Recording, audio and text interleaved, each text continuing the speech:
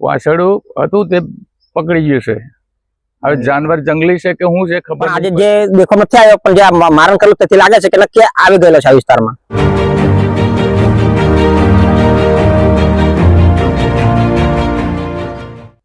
પીઠા ગામ, મારું નામ ભારતભાઈ ચંદુભાઈ છે।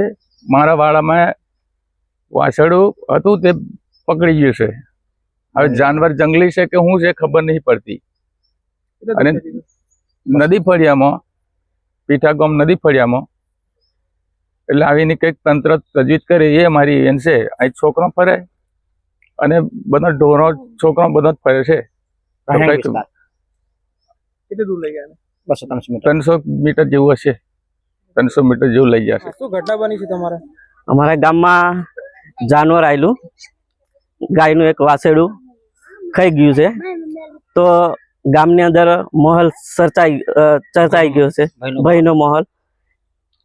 અને અમારા કાકાનું અહીં આગળ હતું, ભેંસોને એવું બાંધી મૂકેલા તબેલાની અંદર, એટલે ત્યાં આગળ જંગલી જાનવર આવી ગયેલું અને વાછરડાને ખાઈ ગયું છે અને ગામમાં માહોલ સર્જાઈ ગયો છે ભયંકર।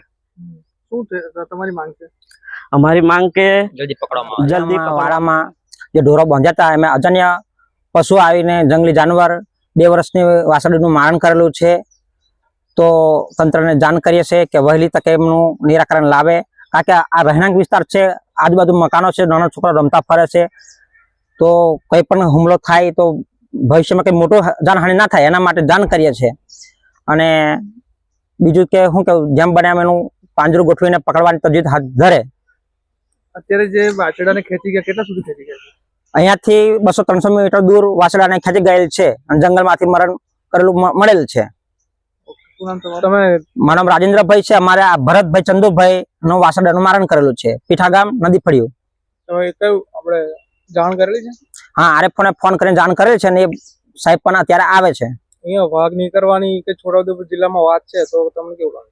હા, 2 દિવસ પહેલા જાણ થઈ હતી, વાતાવરણ સાંભળવામાં આવ્યું હતું કે ચિત્તો આજુબાજુ ગામમાં ફરે છે, પણ આજે જે દેખો નથી આવ્યો પણ જે મારણ કરેલું તેથી લાગે છે કે નક્કી આવી ગયેલો છે આ વિસ્તારમાં।